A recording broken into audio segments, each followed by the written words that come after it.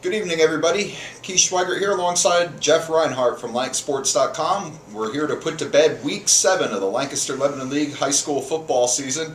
A lot of interesting results tonight. We'll get to those a little bit later, but let's start first of all with the Section 1 game that I was at. Warwick 26, McCaskey 18. Warriors stay a game behind Wilson in Section 1. They'll be playing the Bulldogs in Week 10.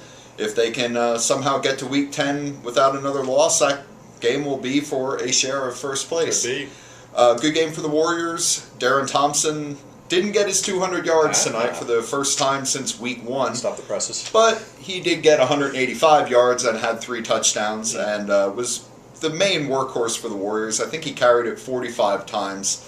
Wow. It's getting ridiculous. I mean, teams are stacking 9 guys up in the box, and he just keeps getting through them. Wow. I mean, he's not a big kid. He's fast, but not a blazer.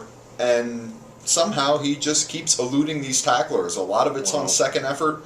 Really good game for them. Warriors hit a big play-action pass on the last play of the third quarter to really put some distance between themselves and the Tornado. McCaskey came back, got it within 8 points by scoring a touchdown and had a 2-point conversion. Had the ball at the Warwick 14-yard line with about 3 minutes to go. Markeith Williams had a 5-yard loss, and then the Tornado had 3 consecutive illegal procedure penalties to push them back outside the 30. They had to go for it on 4th down, and John Julio's ball was picked off at the 1-yard line by Warwick, and they were able to ice the game from there. So that it was a competitive game. McCaskey's defense really had its hands full with Thompson. Warwick's defense did a decent job of shutting down the Tornado. They come out here with the win, 26-18 again. We said penalties might play a role. Oh, they did. Both teams. I know McCaskey got whistled 12 different times. Warwick, I think they had 6 or 7. Most of those came in the first half. The second half is a lot cleaner for the Warriors overall. McCaskey, not so much. They really struggled with penalties. That late drive at the end of the game and also a late drive in the first half, they had to settle for a field goal instead of a touchdown. They had the ball at the 4-yard line, started pushing themselves back with penalties. There was an intentional grounding call there. So, yeah, McCaskey really had some trouble with the flags tonight. And it's a huge win for Warwick because now they're tied for second with Township, which is no longer in first place. Yes. Penn Manor 38, Manheim Township 20. Wow. Garrett Young 166 yards and a touchdown. Quarterback Adam Saad 3 touchdown keepers. Penn Manor picks off Township. So now all kinds of things are happening in Section 1. So there's no longer a tie. Wilson sits alone. When you have a defense that has struggled as much as Manheim Township's, it's a formula for disaster. Did I think Penn Manor was going to be the team that beat them? No. But I did think that defense was going to come back and bite them eventually, and this week it did. It sure did. They gave up 38 to Penn Manor. So, facelift in Section 1. Wilson is now alone in first. Bulldogs destroy Ephrata, 63-0.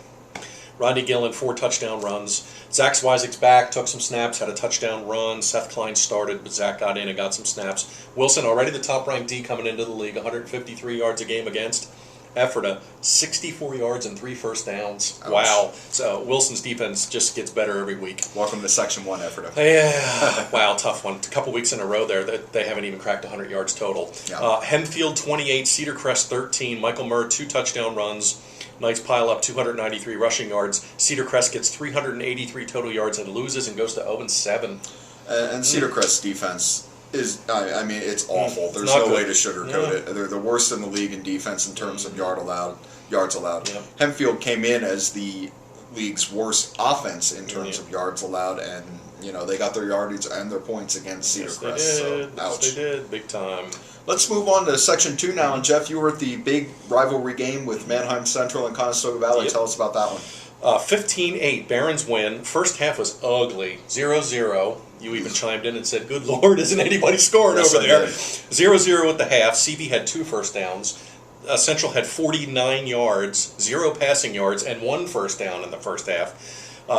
Barons kicked it into gear a little, finally got a touchdown, went up 7-0. CV drives, gets a touchdown with 3 minutes to go. Alex Diener on a keeper. CV goes for 2, gets it, goes up 8-7 with 3 minutes left. Barons drive the length of the field. Michael Smith gets the go-ahead score and a 2-point play. Barons hold on late, 15-8. Central's defense was pretty good, much better. They have 9 one-way starters on defense now. That's a new wrinkle. And they knocked CV out of first. That's CV's first section loss. They go to 3-1. Well, I said last week, even though Central lost to Lampeter Strasburg, I thought their defense was showing some signs of stabilizing a little bit. They did a nice job shutting down LS's run game. Now, the Pioneers still managed to break a couple big plays on them, but overall, I thought that was a very encouraging effort. This week, obviously, a much better effort. Much better. Yeah, Derek Burkholder went over 100. He had 115, but, I mean, they really kept him out. I mean, CV had the one big drive late to take the lead, but Central comes back, and, boy, they needed that. Good, the Barons appear to be rounding into form now.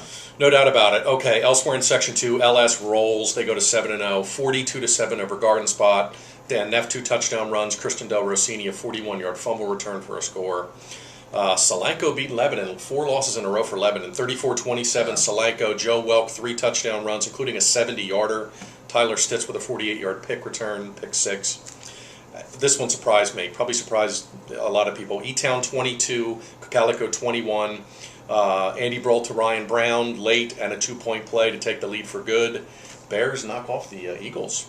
Well, let's face it, Cocalico wasn't exactly a world beater this year with Hartman in the lineup. Yeah. Without him, we knew they were going to struggle a little bit. I think we both thought they were still going to be able to knock off E-Town, but hey, congratulations to the Bears. Big win for them. Tip of the cap for E-Town for sure. That's a good win for them, and they have Manheim Central next, so good momentum for them. Section 3, Catholic rolls. They go to 3-0 and 7-0. Crusaders 47, Northern Lebanon 0. Brandon Hollister 3 touchdown runs. They hold Northern Lebanon to 114 yards and 5 touchdowns, and like we've been saying for 7 weeks, nobody's sniffing Catholic here in Section 3. Yeah, Catholic is definitely in the don't get anybody hurt before the playoffs mode. I'm sure they probably haven't even shown 75% of their playbook yet, because they don't need it to get through Section 3. You could be right. So. They're cruising. They're definitely in cruise control. Enville Cleona 21, Columbia 13, Ricky Snyder 3 touchdown runs, Columbia 6 fumbles lost. Ouch. That's not going to get it done. No. Elko off the schneid. Raiders 34, Pequay Valley 0. I don't see the Braves getting shut out. Eric Ondo had a couple touchdowns, a 90-yard punt return. Cameron Strauss with 2 touchdowns. Pequay just 171 yards. Elko first win of the season. Good for them.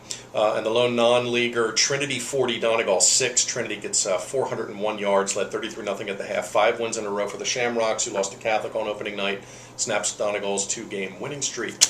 And if you are looking for an indication of what kind of team Lancaster Catholic is, Catholic beat Trinity 42-0 in week 1 now. There are some caveats there. Trinity was just trying out this new spread offense for the first time that week, and I believe their best running back did not play in that game. But even with all that in mind, I'm not sure that makes up a 42-point deficit. So you're probably right. Lancaster Catholic, clearly the best team in Section 3 of the Lancaster-Lebanon League, and you can make the argument that they're the team to beat in districts as well. Should be. Littlestown, I know, is leading them in the PowerPoints rankings right now, but let's see what would happen if the two of them collide in the playoffs, and I think you'll get a better indication. True. Last note on Week 7, 3 sole leaders now. Wilson in Section 1, LS in Section 2, Catholic in Section 3.